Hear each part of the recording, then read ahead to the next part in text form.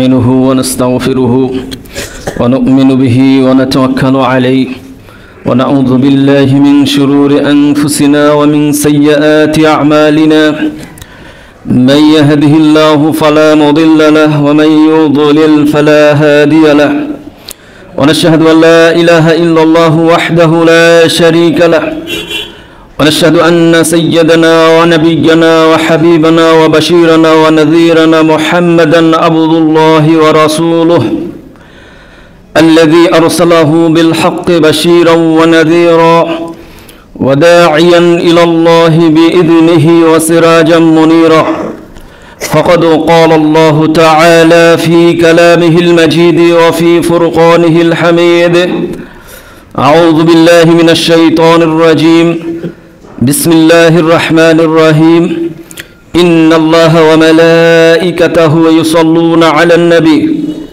يا أيها الذين آمنوا صلوا عليه وسلموا تسليما وقال تعالى يا أيها الذين آمنوا اتقوا الله حق تقاته ولا تموتن إلا وأنتم مسلمون يا أيها الناس اتقوا ربكم الذي خلقكم من نفس واحدة وخلق منها زوجها وبث منهما رجالا كثيرا ونساء واتقوا الله الذي تساءلون به والأرحام إن الله كان عليكم رقيبا আল্লাহ রাব্বুল আলামিনের দরবারে লাখ কোটি শুকরিয়া আদায় করি যে মহান আল্লাহ সুবহানাহু ওয়া তাআলা আজকে আমাদেরকে আবারও এক সপ্তাহ পরে জুমার নামাজ আদায়ের উদ্দেশ্যে পবিত্র মসজিদে উপস্থিত হওয়ার সুযোগ করে দিয়েছেন।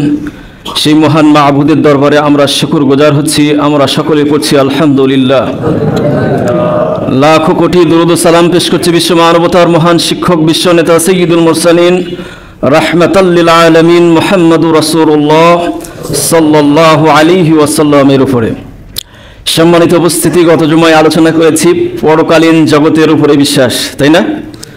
যেখান থেকে ছেড়ে দিয়েছি সেখান থেকে আলোচনা করব ইনশাআল্লাহ। বলছিলাম পরকালীন জগতের উপরে বিশ্বাস করতে গেলে 12টি বিষয়ের উপরে বিশ্বাস লাগবে। তার মধ্যে আমরা কয়েকটি আলোচনা করেছি।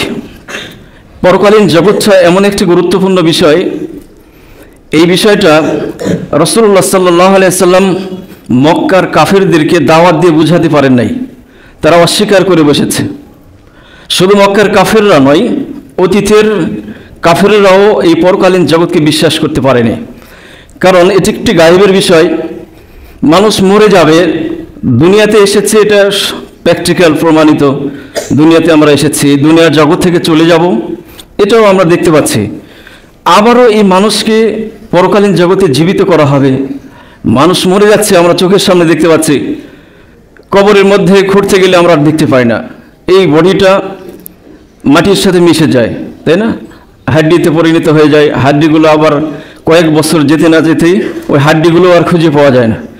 তো নিশ্চিন্ন একটা মানুষকে আবার কিভাবে আল্লাহ রাব্বুল আলামিন সেই পরকালীন জগতে পূর্ণাঙ্গ একটি বডি দিয়ে আবার তৈরি করবেন, এই কথাটা রাসূলুল্লাহ সাল্লাল্লাহু আলাইহি সাল্লাম ওই জাতিকে বোঝাতে পারে নাই। তারা প্রশ্ন করেছে, রাসূলকে বলেছে, ক্বালু আইযা মিতনা ওয়া কুননা তুরাবান ওয়া ইযামা আইন্না লামাবউসুন, আমরা মরে যাব, আর এই মরে যাওয়ার পরে এই দেহটা মাটি হয়ে যাবে, মাটি সেটাকে খেয়ে নেবে, এক পর্যায়ে সেটাকে হাড্ডিতে রূপান্তরিত হবে, শুধু হাড্ডি সার হবে, আবার ওই হাড্ডি মাটিটাকে খেয়ে নেবে। এই কথাটা তারা বলেছে। আইন্না লামাবউসুন, আমরা কি আবার উঠবো? এটা কেমন ধরনের কথা হলো? সূরা আল মুমিনুনের মধ্যে এই কথাটা বলছে, 82 নম্বর আয়াতের মধ্যে। আবার সূরা আল কাফের মধ্যে এই কথাটা আবারও পুনরাবৃত্তি করা হয়েছে, আইযা মিতনা ওয়া কুননা তুরাবান ওয়া ইযামা যালিকা রাজউন বাঈদ, যে আমরা মরে যাব, মাটির সাথে মিশে যাব, সেগুলো হাড় হাড্ডিতে পরিণত হয়ে যাবে, এক পর্যায়ে মাটি হয়ে যাবে, আর আবার সেখান থেকে ওঠা, এটা ব্রেনে ধরে না, এটা বিশ্বাসযোগ্য নয়, এটা যুক্তিতেও মিলে না। এই ধরনের প্রশ্ন তারা রাসূলুল্লাহ সাল্লাল্লাহু আলাইহি ওয়াসাল্লামকে করেছে, তারা বিশ্বাস করতে চায়নি। এর জবাব বিভিন্নভাবে দেওয়া হয়েছে তাদেরকে, কাফেরদেরকে। আল্লাহ রাব্বুল আলামিন জবাব হিসাবে তাদেরকে দিয়েছেন। রাসূলুল্লাহ সাল্লাল্লাহু আলাইহি সাল্লাম সেই কাফেরদেরকে বলেছেন, ফাইন্না খালাকনাকুম মিন তুরাবিন সুম্মা মিন নুতফাতিন সুম্মা মিন আলাকাতিন সুম্মা মিন মুদগা। আচ্ছা, তোমরা যে অস্বীকার করছো এই মানুষকে আবার কিভাবে জীবিত করবে? তোমরা কি একটু লক্ষ্য করো না? আল্লাহ তাআলা তাদেরকে বলছেন, তোমরা কি একটু লক্ষ্য করো না নিজেদের দিকে, যে তোমাদেরকে আল্লাহ রাব্বুল আলামিন কিভাবে প্রথমবার সৃষ্টি করেছে? তোমাদেরকে কিভাবে সৃষ্টি করা হলো? তোমাদেরকে সৃষ্টি করা হয়েছে মাটি থেকে। আদম আলাইহিস সালামকে আল্লাহ তাআলা মাটি থেকে সৃষ্টি করেছে, শুধুমাত্র আদমকে আল্লাহ তাআলা মাটি থেকে সৃষ্টি করেছে। এরপরে তুম্মা মিন নুতফাতিন, আমাদেরকে সৃষ্টি করেছেন আল্লাহ রাব্বুল আলামিন এক ফোঁটা পানি থেকে। দেখেন, এক ফোঁটা পানি থেকে এই একটা বডি যে আল্লাহ তৈরি করতে পারেন, সে আল্লাহ কি আবার জীবিত করতে পারবে না? সুম্মা মিন নুতফাতিন সুম্মা মিন আলাকাতিন সুম্মা মিন মুদগা। মানুষ কি লক্ষ্য করে না? ফালিয়ানজুরুল ইনসানু মিম্মা খুলিক, মানুষকে কোন জিনিস থেকে সৃষ্টি করা হয়েছে? খুলিকা মিন মাইন দাফিক ইয়াখরুজু মিন বাইনিস সুলবি ওয়াত তারাইফ। মানুষকে একটু লক্ষ্য করে না কোথা থেকে তাকে সৃষ্টি করা হয়েছে? তাকে সৃষ্টি করা হয়েছে পিতা এবং মাতার পৃষ্ঠদেশ থেকে। আল্লাহ রাব্বুল আলামিন আমাদেরকে সৃষ্টি করেছেন। নারী পুরুষের মিলনে আমরা এই পৃথিবীতে এক ফোঁটা পানি থেকে, আল্লাহ তাআলা কিভাবে দৃষ্টান্ত দিয়েছেন কাফেরদেরকে, এক ফোঁটা পানি থেকে তৈরি করা হয়েছে। ফি কারারিন মাকিন, সেই পানিটাকে একটা সুরক্ষিত স্থানে মায়ের পেটের মধ্যে স্থান দেওয়া হয়েছে। সেখান থেকে হাদিসের মধ্যে এসেছে ফি যুলুমাতিন সালাস, তিনটা অন্ধকার প্রকোষ্ঠে আল্লাহ রাব্বুল আলামিন মায়ের পেটের মধ্যে আল্লাহ তৈরি করেছে আমাদেরকে। এই পানিটাকে সুরক্ষিত একটা স্থানে জায়গা দিয়েছে, সেখান থেকে আস্তে আস্তে সেখানে বড় করেছেন। যুলুমাতিন সালাস বলা হয়েছে, তিনটা অন্ধকার প্রকটে। একটা হচ্ছে মায়ের গর্ভাশয়, মায়ের পেট, আর একটা হচ্ছে ঝুলি। দেখেন, বাচ্চা যখন জন্মগ্রহণ করে একটা ঝুলি প্যাকেটের মধ্যে থাকে, হ্যাঁ, সেখান থেকে বের করে নিয়ে এসেছে। এইভাবে আল্লাহ রাব্বুল আলামিন দৃষ্টান্ত দিয়েছেন এই কাফেরদেরকে। দেখেন, এখানে একটা পানির এক ফোঁটা ছিল। দেখেন, আজকের বিজ্ঞানীরা এটা নিয়ে গবেষণা করেছে। এই একটা ফোঁটা পানি, এখান থেকে 20 কোটি শুক্রাণু রয়েছে। এই এক ফোঁটা পানি থেকে 20 কোটি মানুষ জন্মগ্রহণ করতে পারে। চিন্তা করে দেখেন, এক ফোঁটা পানি থেকে, সুবহানাল্লাহ। সেখান থেকে একটা অংশ আল্লাহ রাব্বুল আলামিন 20 কোটি মানুষ হতে পারে এক ফোঁটা পানি থেকে। এত নগণ্য ছোট্ট একটা জিনিস থেকে আল্লাহ রাব্বুল আলামিন আমাদেরকে সৃষ্টি করেছেন, তাই না? তাহলে পরকালীন জগতে আল্লাহ আবার উঠাইতে পারবেন না?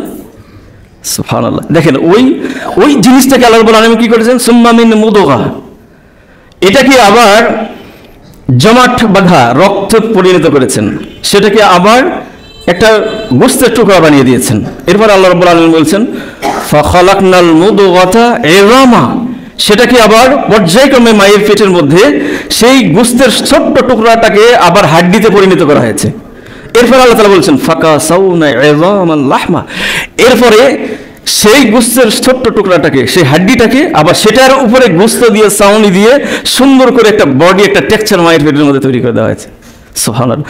সুম্মা আনশাআনাহু খালকান আখার, এরপরে এই পৃথিবীতে মানুষ এসেছে, তখন আল্লাহ রাব্বুল আলামিন অন্য আরেকটা রূপ দিয়েছেন আস্তে আস্তে পর্যায়ক্রমে।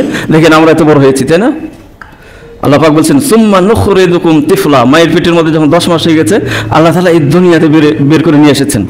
যখন বের করে নিয়ে এসেছেন তখন ছোট্ট বাচ্চা, তাই না? ছোট্ট একটা বাচ্চা আর কি, কথা বলতে পারে না, হাঁটতে পারে না, লড়তে পারে না, ওকে মেরে ফেললেও বলার কেউ নাই, আছে শুধু চিৎকার ছাড়া আর কোনো কিছু নাই।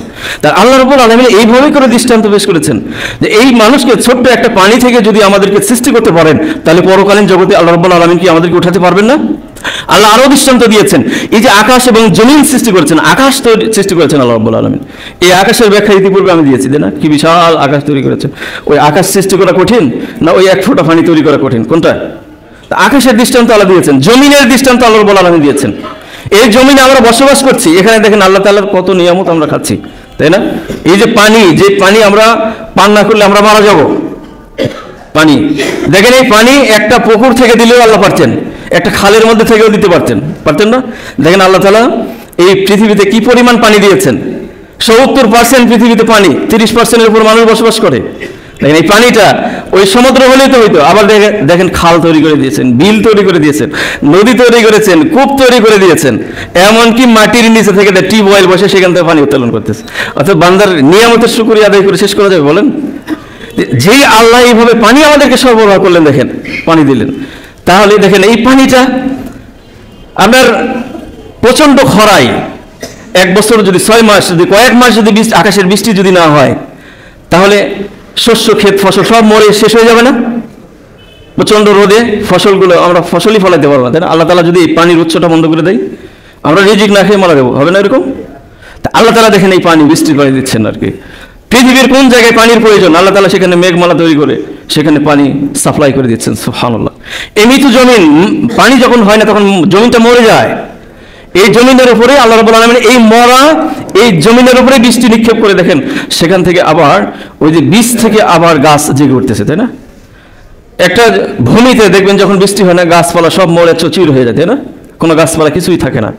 আবার দেখেন সেখানে বৃষ্টির পানি পড়ছে, সেখান থেকে গাছগুলো জন্মাচ্ছে। আল্লাহ তাআলা এইভাবে দৃষ্টান্ত পেশ করেছেন কাফিরদেরকে, তাও ওই কাফিররা পরকালীন জগৎকে অস্বীকার করেছে। মৃত জমিন থেকে যেভাবে গাছগুলো আল্লাহ রাব্বুল আলামিন জাগিয়ে তোলেন, হ্যাঁ ঠিক সেভাবে আল্লাহ তাআলা এই মানুষকে আবার পরকালীন জগতে ওঠাতে পারবেন কি পারবেন না? পারবেন। এইভাবে করে দৃষ্টান্ত পেশ করেছে। তো বলছিলাম পরকালীন জগতের উপরে বিশ্বাস, 12টি বিষয়ের উপরে বিশ্বাস লাগবে। তার 1 নম্বর বলেছিলেন কবরের জগতের উপরে বিশ্বাস। এই জগৎকে অবশ্যই বিশ্বাস করতে হবে। কবরের জগতে হিসাব নিকাশ হবে, এটাকে বিশ্বাস করতে হবে। 2 নম্বর বলেছিলেন কি? নাফখাতুস সূর, সিংগায় ফুৎকার। 3 নম্বরে বলেছিলাম কিয়ামতের আলামতের উপরে বিশ্বাস করতে হবে। 4 নম্বরে বলেছিলাম বেআসা, অর্থাৎ পুনরুত্থান হবে, মানুষের পুনরুত্থান হবে। এই পর্যন্ত মনে হয় আমরা আলোচনা করেছিলাম। এই পুনরুত্থান কিভাবে হবে? দেখেন, এই পৃথিবীকে যখন আল্লাহ তাআলা ধ্বংস করে দিবেন, পৃথিবীতে আর কেউ থাকবে না, সর্বশেষ 4 জন ফেরেশতা অবশিষ্ট থাকবে। পৃথিবী সব যখন ধ্বংস করার পর, জমিন যখন সমতল ভূমিতে পরিণত হয়ে যাবে, আকাশ এবং জমিন যখন একাকার হয়ে যাবে, একটা ভূমিতে রূপান্তরিত হবে। এখন বাকি আছে মাত্র 4 জন আর আল্লাহ রাব্বুল আলামিন, এই 5 জন উপস্থিত। তো আল্লাহ রাব্বুল আলামিন মালাকুল মউতকে ডাক দিয়ে বলবেন যে মালাকুল মউত, বাকি আর কারা আছে? তখন বলবে আল্লাহ এই 4 জন ছাড়া আর তো কেউ নাই, আমরা 4 জনই আছি আর কি। তখন মালাকুল মউতকে আল্লাহ রাব্বুল আলামিন আদেশ করবেন যে তুমি 3 ফেরেশতার জীবন কবজ করো।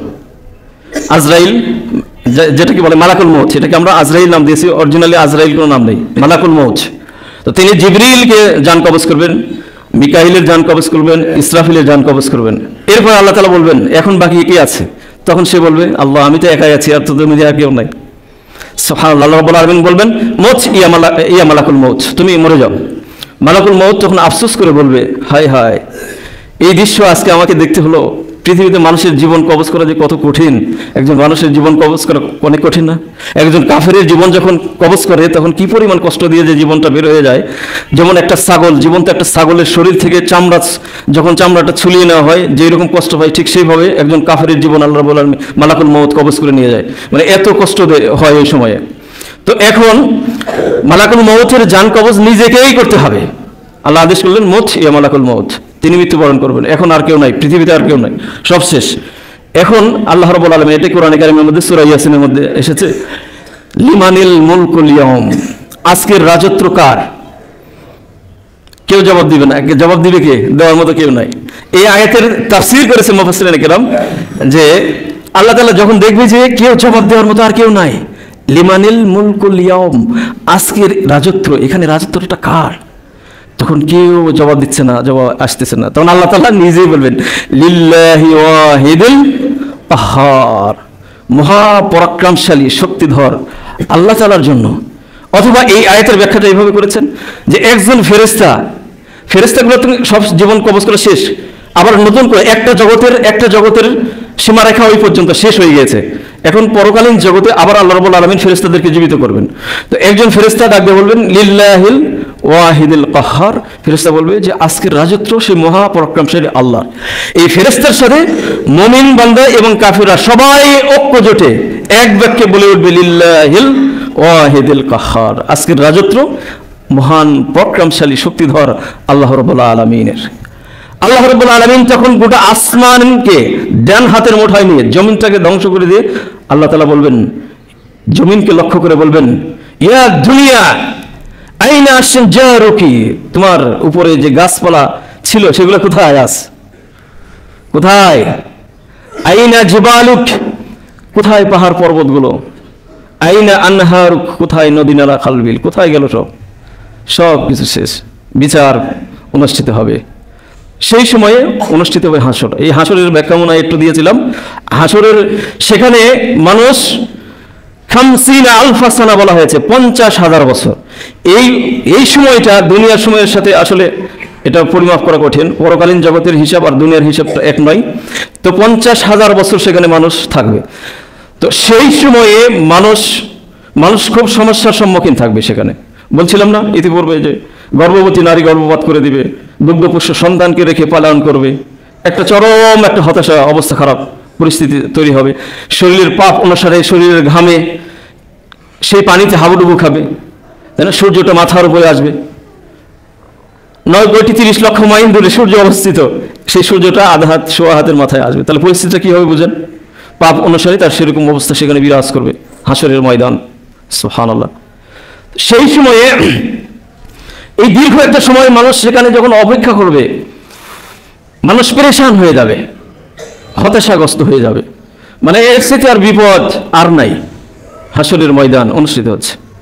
এখন এই দীর্ঘ একটা সময় হাসরের ময়দানে অবস্থান করতে গিয়ে মানুষ পেরেশান বোধ করবে, চাইবে যে শীঘ্রই বিচার ব্যবস্থাটা শুরু হয়ে যাক, আল্লাহ তাআলার বিচার ব্যবস্থা শুরু হয়ে যাক। কেন আল্লাহ তাআলা শুরু করেন না বিচার? সুবহানাল্লাহ। কিন্তু কেউ কথা বলার মতো সাহস পাবে না কেউ। যদিও মুসলিম যারা ঈমান আছে তারাও বলবে হয়ে যাক ফায়সালা, হয়ে যাক জাহান্নাম, তাও তো আরেকটা জগতে চলে যাব, হয়ে যাক ফায়সালাটা হয়ে যাক। এখানে আর ধৈর্য কুলাচ্ছে না, এখানে আর থাকা সম্ভব নয়, পেরেশান, একটা পেরেশান বোধ কাজ করবে। তখন আল্লাহ তাআলার কাছে সুপারিশ করার মতো কেউ থাকবে না। সেই হাসরের ময়দানে মানুষ দৌড়াতে থাকবে, একটা পেরেশানি। দেখবেন যে মানুষ যখন দুনিয়াতে মামলায় পড়ে, পুলিশ এই এসে ধরে, কখন কি অবস্থা হয় দেখবেন, পেরেশানের মধ্যে যখন থাকে পরিস্থিতিটা কি হয়। মার্ডার কেসের আসামি, ও কোথাও স্থান পায় না, জমিনেও স্থান পায় না, উপরে স্থান পায় না, মানে সব জায়গায় একটা হতাশা কাজ করে না? এটা দুনিয়ার একটা সামান্য বিপদে দেখেন মানুষের পরিস্থিতিটা কি হয়। তো পরকালীন জগতের বিষয়টা তো সম্পূর্ণ আলাদা, সেখানে কি পরিস্থিতি তৈরি হবে। তো এখন আল্লাহর সামনে বলার মতো সাহস কারো হচ্ছে না। এখন মানুষগুলো সব হাসরের ময়দানে, বুখারীর বড় একটা হাদিসের মধ্যে বিষয়টা বিস্তারিত বর্ণনা করে দেওয়া হয়েছে। মানুষ দৌড়াইতে আদম আলাইহিস সালামের কাছে যাবে।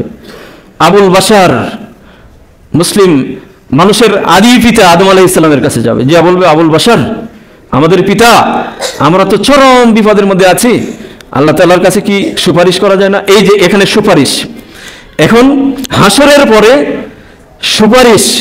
সুপারিশ এই বিষয়ের উপরে ঈমান থাকতে হবে, সুপারিশ প্রয়োজন হবে সেদিন।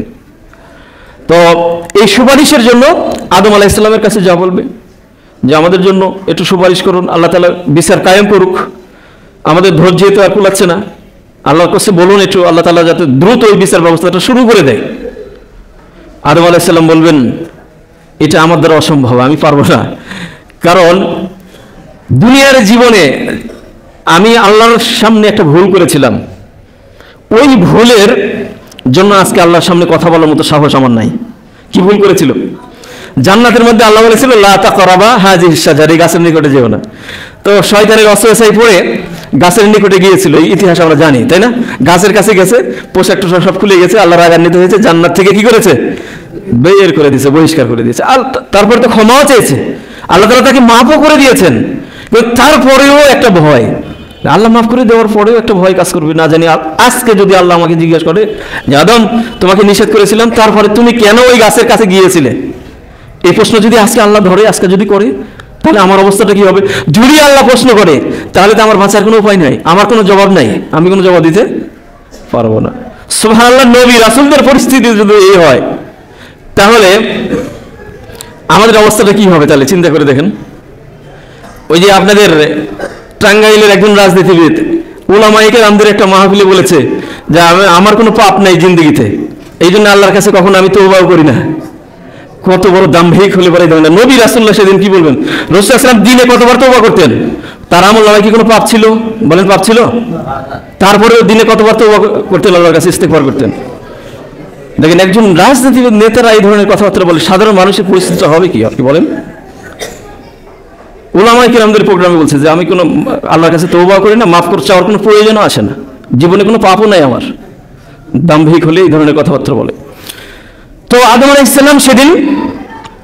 সালাম সেদিন ভয়ে তিনি কি করবেন? সুপারিশ করতে পারবেন না। তিনি দেখিয়ে দিবেন যাও, তুমি চলে যাও, নূহ আলাইহিস সালামের কাছে যাও। নূহ আলাইহিস সালাম মানুষ পঙ্গপালের মতো ছুটতে নূহ আলাইহিস সালামের কাছে যা বলবে যে নূহ আলাইহিস সালাম আমাদের জন্য কি একটু সুপারিশ করা যায় না আল্লাহর দরবারে? আজকে তো চরম বিপদ, একটু সুপারিশ করুন না আমাদের জন্য, আল্লাহ তাআলা যেন দ্রুত বিচার ফয়সালাটা করেন। নূহ আলাইহিস সালাম বলবেন সেদিন আমাদের অসম্ভব, আমি পারবো না। কারণ হচ্ছে আমার একটা অপরাধ আছে। কি অপরাধ? দুনিয়াতে আমার স্ত্রীরা ইসলাম গ্রহণ করে নাই, দাওয়াত দিয়েছি ইসলাম গ্রহণ করে নাই, আমার সন্তানরা আমার পথে আসে নাই, বিপদে গিয়েছে। 950 বছর পর্যন্ত যে জাতির কাছে দাওয়াত দিয়েছি, আনাচে কানাচে দিনে রাতে 24 ঘন্টায় দাওয়াতের কাজ করেছি, মানুষকে কতভাবে বুঝিয়েছি, কিন্তু এই জাতির টনক নড়েনি, তারা ইসলাম গ্রহণ করে নাই, ফিরে আসেনি, উল্টে আমার উপর অত্যাচার নির্যাতন করেছে। শেষ পর্যন্ত নূহ আলাইহিস সালাম আল্লাহর কাছে দোয়া করেছেন, গজব দিয়েছেন আল্লাহ তাআলা, এই মরুভূমির মধ্যে পানি উৎস জারি করে এই গোটা জাতিকে ধ্বংস করে দিয়েছেন। আল্লাহ তাআলা আদেশ করেছেন যে তুমি একটা জাহাজ তৈরি করো, করলেন জাহাজ তৈরি, এরপরে পানি আসলো, তাকে এই গোটা জাতিকে ধ্বংস করলো, তাই না? এখন এই যে কাফেরেরা করলো কি, যে ওই ঘরের ছাদের উপর উঠলো, পানি উঠতেছে, পানি যেই বাড়তেছে সে ঘরের ছাদে উঠতেছে, সেখান থেকে হলো না, কি করলো, দৌড়িয়ে পাহাড়ে উঠলো, পাহাড়ে উঠতে উঠতে উঠতে উঠতে একবারে শেষ পর্যন্ত পাহাড়ের চূড়ায় চলে গেছে। এবারে নূহ আলাইহিস সালামের নৌকাতে উঠে যাচ্ছে, পানির সাথে সাথে উপরে উঠে যাচ্ছে। এখন সামনে পাহাড়ের নূহ আলাইহিস সালামের সন্তানরা কি করতেছে, সেখানে ডুবে মরতেছে। এক পর্যায়ে পাহাড় যখন ডুবে গিয়েছে তখন আর কোথায় যাবে, এখন হাবুডুবু খাচ্ছে। নূহ আলাইহিস সালামের নৌকাকে লক্ষ্য করে নূহ আলাইহিস সালামের সন্তান হাতটা বাড়িয়ে দিয়েছে। এখন পিতা তো দয়া হয়েছে, তিনিও কি করেছেন, দয়া পরশ হয়ে তার দিকে হাতটা বাড়িয়ে দিয়েছেন। এই যে আল্লাহ তাআলা এটা সহ্য করেন নাই, আল্লাহ রাব্বুল আলামিন তাকে ধমক দিয়ে বলেছেন, নূহ, ইয়া নূহ, আন্নাহু লাইসা মিন আহলিক, নূহ, এমন সন্তান তোমার পরিবারের নয়, সে তোমার পরিবারের নয়, এই সন্তান তোমার পরিবারের বলে দাবি করতে পারবে না। সুবহানাল্লাহ। এই যে আল্লাহ তাআলার এই যে ধমক খাইছে, কেন আমি ওই সন্তানের দিকে হাত বাড়াতে গেলাম, সে ধ্বংস হয়ে যাচ্ছিল। এই যে অপরাধটা, এই অপরাধের কারণে তিনি কি করবেন, সেদিন বলবেন যে আমাদের অসম্ভব। আজকে যদি আল্লাহ তাআলা আমাকে প্রশ্ন করেন যে নূহ, তুমি তোমার সন্তানের দিকে কেন হাত বাড়িয়ে দিয়েছিলে, তাহলে আমার কোনো জবাব নেই, আমি পারবো না। যাও ইব্রাহিমের কাছে যাও, উনি পারতে পারেন। হাসরবাসীরা সেদিন সুপারিশের জন্য ইব্রাহিম আলাইহিস সালামের কাছে যাবে, যে বলবেন, ইব্রাহিম আমাদের জন্য একটু সুপারিশ করুন না, আমরা তো চরম বিপদের মধ্যে, আল্লাহর কাছে একটু বলুন, আল্লাহ তাআলা যেন বিচার ফাইসালাটা শুরু করে দেয়। ইব্রাহিম আলাইহিস সালাম বলবেন, আমার দ্বারা অসম্ভব, আমি পারবো না। কেন, কি অপরাধ ছিল ইব্রাহিমের? ইব্রাহিম আলাইহিস সালাম বলছেন যে আমি একটা কথা বলেছিলাম, যখন এই নমরুদ মূর্তি পূজা যখন করেছে, তার সন্তানরা যখন মূর্তি পূজা করেছে, আমার পিতাও স্বয়ং তাদের সাথে ছিল, সে মূর্তির ব্যবসা করত, আমাকে এসে বলেছে তারা সবাই মিলে যে চলো মূর্তি পূজা করতে যাই। তখন তিনি বলেছিলেন, ইব্রাহিম আলাইহিস সালাম বলেছেন, ইন্নী সাকিম, আমি অসুস্থ, অথচ আমি শারীরিকভাবে সুস্থ ছিলাম। এই যে কথাটা বলেছে, ইন্নী সাকিম, আমি অসুস্থ, অথচ শারীরিকভাবে তিনি কি ছিলেন, সুস্থ ছিলেন। তো এই যে ধোঁকা হলো না, এটা ধোঁকা হলো না? তিনি সুস্থ মানুষ, কিন্তু বলছেন আমি অসুস্থ। এখানে মানুষের সুস্থতা এবং অসুস্থতা দুই ধরনের হয়ে থাকে, একটা হচ্ছে শারীরিক আর একটা মানসিক। শারীরিকভাবে তিনি সুস্থ ছিলেন, কিন্তু মানসিকভাবে তিনি অসুস্থ ছিলেন। কেন? কারণ হচ্ছে স্বয়ং তার পিতা মূর্তি পূজা করে, তিনি তাওহীদের দাওয়াত দিচ্ছেন, গোটা জাতি মূর্তি পূজায় লিপ্ত। এখন নবী রাসূলরা হেদায়েতের জন্য জাতিকে পথ দেখানোর জন্য এসেছে। যে জাতি মূর্তির সামনে মাথা নত করে, পাপ কাজ চতুর্দিকে করে, এই সমস্ত দৃশ্যগুলো দেখলে একজন নবীর মানসিক অবস্থা কি ভালো থাকতে পারে বলেন? সেই দৃষ্টিকোণ থেকে তিনি বলেছিলেন, ইন্নী সাকিম, আমি অসুস্থ, অর্থাৎ মানসিকভাবে আমি অসুস্থ। কিন্তু জাতিকে তো আমি বুঝতে দিই নাই। আজকে যদি হাসরের মাঠে আল্লাহ তাআলা যদি আমাকে প্রশ্ন করেন, ইব্রাহিম তুমি তো শারীরিকভাবে সুস্থ ছিলে, কিন্তু তুমি অসুস্থের কথা কেন বলেছিলে? সুবহানাল্লাহ। দেখেন এই সূক্ষ্ম একটা বিষয়, এটাকে নিয়ে তিনি কি করবেন, ওটাকে নিয়ে তিনি পেরেশান বোধ করবেন, না জানি আজকে আমার জানি কি জানি হয়, তিনি পারবেন না। এরপরে তিনি বলবেন যে এটা আমাদের অসম্ভব নয়, যাও মুসা আলাইহিস সালামের কাছে যাও। হাসরবাসীরা মুসা আলাইহিস সালামের কাছে যা বলবে, ইয়া মুসা, আমরা বিপদে পড়েছি, আল্লাহ তাআলার কাছে একটু সুপারিশ করুন না, আল্লাহ তাআলা যেন দ্রুত আজকে বিচার ফাইসালাটা শুরু করে দেন। মুসা আলাইহিস সালাম বলবেন, আমার দ্বারা অসম্ভব, আমি পারবো না। কারণ কি? কারণ হচ্ছে তার অপরাধ একটাই আছে, সেটি কি, ওই যে বনি ইসরাইলের এক লোক, ফেরাউনের গোত্রের এক লোক, দুইজনে তর্কাতর্কি লাগছিল, জানেন না? তর্কাতর্কি লাগতে গিয়ে তিনি মীমাংসা করার জন্য সেখানে গিয়ে ওই ফেরাউনের গোত্রের ওই লোকটাকে, বেদব ওই লোকটাকে, উচ্ছৃঙ্খল একটা লোকটাকে একটা থাপ্পড় মেরে দিয়েছিলেন। কোরআনে কারিমের মধ্যে আসছে একটা ঘষি মেরেছিলেন আর কি, ওটা থাপ্পড়ের মতো আর কি। তো নবীর একটা থাপ্পড় খেয়ে সে দুনিয়া থেকে বিদায় হয়ে চলে গেছে। কারণ নবীদের শরীরের যে শক্তি, প্রত্যেকটা নবী রাসূলদেরকে 40 জন শক্তিশালী যুবকদের শক্তি দেওয়া হয়েছে, প্রত্যেকটা নবী রাসূলদেরকে। তো তিনি নরমালি মেরেছেন আদর্শিকে দেওয়ার জন্য, কিন্তু তার থাপ্পড় খেয়ে তিনি দুনিয়া থেকে বিদায় হয়ে চলে গেছেন। আল্লাহ তাআলার কাছে ক্ষমাও চেয়েছেন, আল্লাহ তাআলা কোরআনের আয়াত দিয়ে আল্লাহ তাআলা নিজেই ক্ষমা ঘোষণা করে দিয়েছেন, ক্ষমা তিনি পেয়েছেন। কিন্তু তারপরে বলছেন যে ওই হাসরের ময়দানে আজকে যদি আল্লাহ তাআলা আমাকে জিজ্ঞেস করে যে তুমি ওই লোকটাকে কেন থাপ্পড় মেরেছিলে, তাহলে তো আমার কাছে কোনো জবাব নেই। কি জবাব দেবো আমি? জবাব নেই। সুতরাং আমাদের অসম্ভব, আমি এটা পারবো না। ঈসা আলাইহিস সালামের কাছে যাও, তিনি পারলে পারতে পারেন। ঈসা আলাইহিস সালামের কাছে হাসরবাসীরা দৌড়াতে দৌড়াতে গিয়ে যা বলবে, ঈসা আলাইহিস সালাম আমাদের জন্য একটু সুপারিশ করুন। ঈসা আলাইহিস সালাম বলবেন যে আমাদের দ্বারা অসম্ভব, আমার দ্বারা অসম্ভব, কারণ আমি সুপারিশ করতে পারবো না। কারণ হচ্ছে এই খ্রিস্টানরা আমাকে আল্লাহর সন্তান বানিয়ে দিয়েছে, অথচ আমি তাদেরকে বলি নাই, কিন্তু তারা আমাকে আল্লাহর সন্তান বানিয়ে দিয়েছে। কেন তারা বানালো? এটা যদি আল্লাহ প্রশ্ন করেন আমাকে, কি জবাব দেবো আমি? জবাব নেই আমার কাছে। সুতরাং আমাদের অসম্ভব, তোমরা যাও, আজকের এই কাজ কেউ পারবে না। একজন মাত্র নবী পারবে, তার নাম হচ্ছে মুহাম্মদুর রাসূলুল্লাহ সাল্লাল্লাহু আলাইহি সাল্লাম। রাসূলুল্লাহ সাল্লাল্লাহু আলাইহি সাল্লাম সেই সময়ে মাকামে মাহমুদের কাছে সিজদা করে থাকবেন। সমস্ত নবী রাসূলুল্লাহ যেখানে নাফসি নাফসি বলতে থাকবে, সেখানে মুহাম্মদুর রাসূলুল্লাহ সাল্লাল্লাহু আলাইহি সাল্লাম আমাদের নবী, তিনি সেখানে ইয়া উম্মতি বলে তিনি সিজদা করে থাকবেন। সুবহানাল্লাহ। এই উম্মতের নিয়ে ব্যস্ত থাকবেন তিনি। এই উম্মতের না জানি আজকে কি হয়। যে নবী, যে রাসূল আমাদের এই উম্মতের জন্য এত পেরেশান, সুবহানাল্লাহ, সে পরকালীন জগতেও সেই কঠিন মুহূর্ত এই উম্মতের জন্য এত পেরেশান। আমরা সেই নবীর সুন্নাত কতটুকু আঁকড়ে ধরেছি, সেই নবীর দেওয়া বিধিবিধান, সেই নবীর দেওয়া ইসলাম কতটুকু আমরা ফলো করি। সুবহানাল্লাহ। সেদিন রাসূল সাল্লাল্লাহু আলাইহি ওয়াসাল্লাম মাকামে মাহমুদের সিজদায় পড়ে থাকবেন।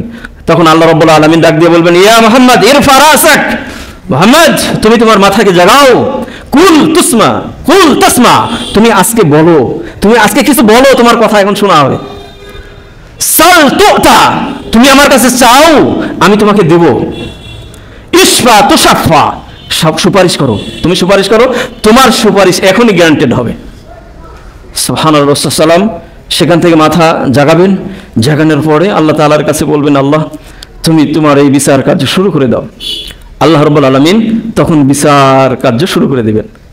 এই বিচার শুরু হয়ে গেল, হাসরের ময়দানে বিচার শুরু। এখন হিসাব, ওই যে বলছিলাম যে হাসরের পরে আসবে সুপারিশ, সুপারিশের উপরে ঈমান থাকতে হবে। এরপরে হিসাব। এখন হিসাব শুরু হয়ে যাচ্ছে, শুরু হলো হিসাব। আদম সন্তান সেই হাসরের ময়দানে 5টা প্রশ্নের জবাব দেওয়া ছাড়া এক কদমও সামনের দিকে এগোতে পারবে না। এখন শুরু হলো জীবনের জন্য আর একটা জগৎ শুরু হয়ে গেল। এতক্ষণ তো একটা পেরেশানির মধ্যে ছিল। আল্লাহ তাআলার প্রশ্নের এখন জবাব দিতে হবে। সর্বপ্রথম যে হাসরের ময়দানে 5টা জবাব না দিয়ে আদম সন্তান এক কদমও সামনের দিকে এগোতে পারবে না। লা তুসালু কাদামা ইবনে আদম ইয়াউমাল কিয়ামা মিন ইনদি রাব্বিহি হাত্তা তুসআল আন খামসিন। আদম সন্তান এক কদম সামনের দিকে এগোতে পারবে না। তিরমিজির হাদিসের মধ্যে এসেছে, যতক্ষণ না 5টা প্রশ্নের জবাব দিবে। আন উমরিহি ফিমা আফনা ওয়া আন শাবাবিহি ফিমা আবলা ওয়া আন মালিহি মিন আইন ইকতাসাবাহু ওয়া ফিমা আনফাকাহু ওয়া মাযা আমিলা ফিমা আলিমা। এই 5টা প্রশ্ন সেদিন করবে, তিরমিজির হাদিসের মধ্যে এসেছে। তার প্রথম নম্বর প্রশ্ন হচ্ছে যে তোমার গোটা জীবনকাল তুমি কোন পথে ব্যয় করেছো? এই গোটা জিন্দেগিটা, এই যে 50 বছর 60 বছর 70 বছরের যে জিন্দেগি দিলাম, এই জিন্দেগিতে তুমি কি করে এসেছো? এই গোটা জিন্দেগির জবাব দিয়ে আজকে করতে হবে। কারণ ফেরেশতারা প্রত্যেকটাই পুঙ্খানুপুঙ্খভাবে কি করে রেখেছে, লিখে রেখেছে। একেবারে ভিডিও টেপ রেকর্ডের মাধ্যমে আপনার সামনে সবকিছু ফোকাস দেওয়া হবে, সেখানে দেখানো হবে। পরকালীন জগৎটা আরো ক্লিয়ার হয়েছে। এখন ভিডিও দেখেন, হ্যাঁ, এই ভিডিওর মাধ্যমে মানুষের গোপন তথ্যগুলো নিয়ে আসতে পারতেছে না। এটার মাধ্যমে পরকালীন জগতে যে আল্লাহ রাব্বুল আলামিন এগুলো টেপ রেকর্ড করে রেখেছেন, এটা সামনে সেদিন উপস্থাপনা করবেন। ওয়া আন শাবাবিহি ফিমা আবলা, তোমার যৌবনকাল কোন পথে ক্ষয় করেছো, এই প্রশ্ন সেদিন করবে। হ্যাঁ। ওয়া আন মালিহি মিন আইনা ইকতাসাবাহু ওয়া ফিমা আনফাকাহু, এই যে সম্পদ উপার্জন করছো, এই সম্পদ কোন পথে কিভাবে তুমি ইনকাম করেছো এবং এই সম্পদ কোথায় তুমি কিভাবে ব্যয় করেছো। হালাল পথে ইনকাম করেছো না হারাম পথে ইনকাম করেছো, হালাল পথে ব্যয় করেছো না হারাম পথে ব্যয় করেছো, এই প্রশ্নের জবাব সেখানে দিতে হবে। ওয়া মাযা আমিলা ফিমা আলিমা, তুমি যে জ্ঞান অর্জন করেছো, এই জ্ঞান অনুসারে কতটুকু আমল করেছো, এর জবাব সেদিন হাসরের ময়দানে দিতে হবে। এটা না দেওয়া পর্যন্ত এক কদম আদম সন্তান সামনের দিকে এগোতে পারবে না। যদি সেদিনে বুঝলাম গোটা জিন্দেগিটা ভালো ছিল, সুন্দর ছিল, ইসলামের পথে ছিল, তাহলে তো কোনো কথাই নাই। হ্যাঁ, এরপরে আল্লাহ রাব্বুল আলামিন বলছেন, ফাআম্মা মান উতিয়া কিতাবাহু বিয়ামিনিহি ফাসাউফা ইউহাসাবু হিসাবান ইয়াসীরা। যার আমলনামাটা, এই যে জিন্দেগির এই 5টা প্রশ্ন যদি আপনি সঠিকভাবে দিতে পারেন, তাহলে তার হিসাবটা দ্রুত হয়ে যাবে। ডান হাতে আমলনামা দেওয়া হবে, এরপরে হিসাবটা দ্রুত হয়ে যাবে, তাকে কোনো প্রশ্নই করা হবে না আর।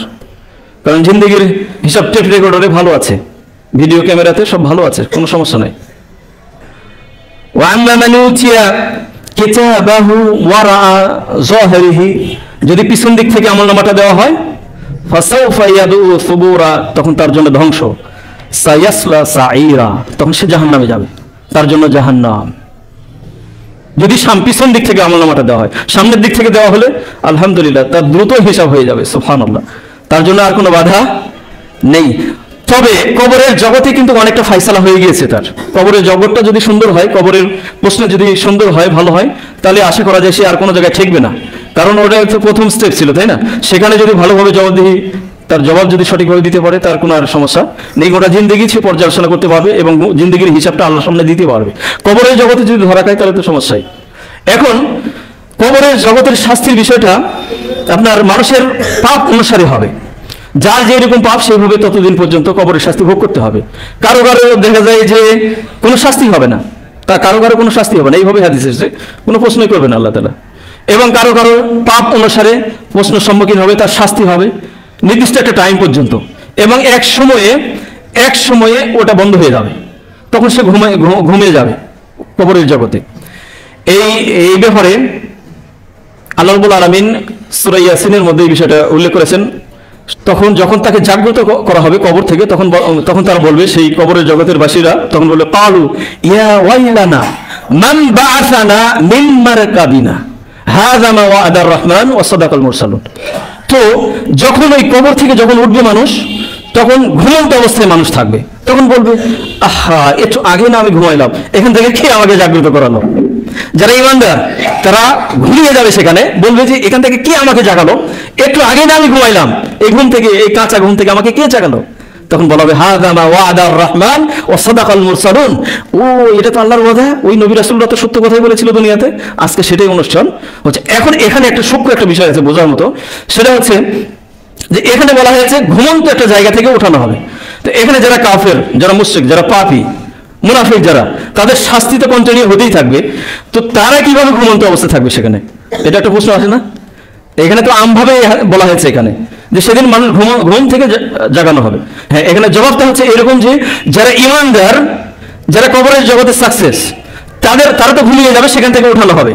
কিন্তু যারা কাফের, যারা মুশরিক এবং মুনাফিক, যারা স্থায়ীভাবে জাহান্নামে যাবে, তারাও ওই পরকালীন জগৎ এবং জাহান্নামের শাস্তির তুলনায় এই কবর জগৎটা অনেক আরামের। এই জন্য বলা হয়েছে এটা, যে তারা ঘুমন্ত অবস্থায় থাকবে, সেখানে জাগ্রত করা হবে। তার মানে পরকালীন জগতের তুলনায় আর জাহান্নামের তুলনায় এই কবরের জগৎটা একেবারে নগণ্য, এই শাস্তিটা একেবারে সামান্য। তাহলে জাহান্নামের শাস্তিটা কেমন হবে বলেন? যাই হোক, এখান থেকে ইনশাআল্লাহ পরবর্তী খুতবায় আমি আলোচনা করবো ইনশাআল্লাহ। আমি এই মুত্তাকিদের এই বৈশিষ্ট্যগুলো এই জন্য আলোচনা করছি যে কোরআনে কারিমের মধ্যে যে বৈশিষ্ট্যগুলো বর্ণনা করা হয়েছে, আপনি যদি এই বৈশিষ্ট্যগুলো, প্রায় 40টার মতো মুত্তাকি বান্দার বৈশিষ্ট্য রয়েছে, এটা যদি আপনি পুঙ্খানুপুঙ্খভাবে বুঝতে পারেন, তাহলে একটা মানুষের জীবনের সার্বিক সবকিছু চলে আসবে এই বিষয়গুলোর মধ্যে। দেখেন, এই পর্যন্ত যতগুলো আলোচনা করেছি, তা আমাদের জিন্দেগিতে চলার মতো মেন পয়েন্টগুলো কিন্তু সব চলে এসেছে, অনেকটাই চলে এসেছে, তাই না? আমার মনে হয় না যে বাদ গেছে কোনোটা আর কি আমাদের এই দুনিয়াতে চলার ক্ষেত্রে আগে। তো বাকি যে সমস্ত পয়েন্টগুলো আছে, এগুলো যদি সম্পূর্ণরূপে ক্লিয়ার হয়, তাহলে আমার মনে হয় না যে আর অন্য কোনো দিকে, কোনো অন্যদিকে সাইটে রাখানোর প্রয়োজন, এতটুকুই যথেষ্ট হবে আমাদের গোটা জিন্দগির জন্য। এই জন্য এই বিষয়টা আমি ধারাবাহিকভাবে আলোচনা করছি, যাতে প্রত্যেকটা পয়েন্টটাই এর মধ্যে শামিল হয়ে যায়, এসে যায় আর কি। তো আজকের খুতবা এখানে শেষ করছি। আকুলু কাউলি হাযা আস্তাগফিরুল্লাহ লি ওয়া লাকুম ওয়া লিসাইরিল মুসলিমিনা ওয়াল মুসলিমাত ফাস্তাগফিরুহু ইন্নাহু হুয়াল গফুরুর রাহিম।